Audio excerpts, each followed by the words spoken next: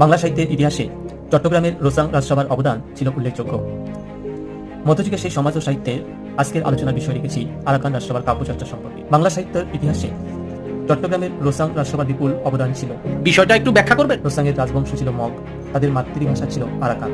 চতুর্দশ শতাব্দীর প্রারম্ভে বাংলাদেশ আরাকানের মধ্যে যে সাংস্কৃতিক যোগাযোগের সূত্রপাত হয় তা পঞ্চদশ শতাব্দীর সূচনায় হোসেন শাহ যখন চট্টগ্রাম জয় করেন তখন আরও তা গভীর হয়। আরাকান রাষ্ট্রবাসী মুসলিম কবিদের এসব রচনাকে আমরা চারটি ভাগে ভাগ করতে পারি।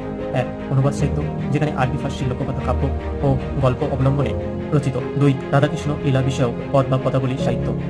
তিন, ধর্মগ্রন্থ অনুবাদ ও তান্ত্রিক যোগ বিষয়ক নিবন্ধ। চার, বিদ্যাসুন্দর কাব্য। এক, বাংলা সাহিত্যের ইতিহাসে কোন রাজসভার বিপুল অবদান আছে? উত্তর, চট্টগ্রামের রোসাং রাজসভা। দুই, রোসাং রাজসভার বংশনাম ও ভাষা কি? উত্তর, মগ রাজবংশ ভাষা।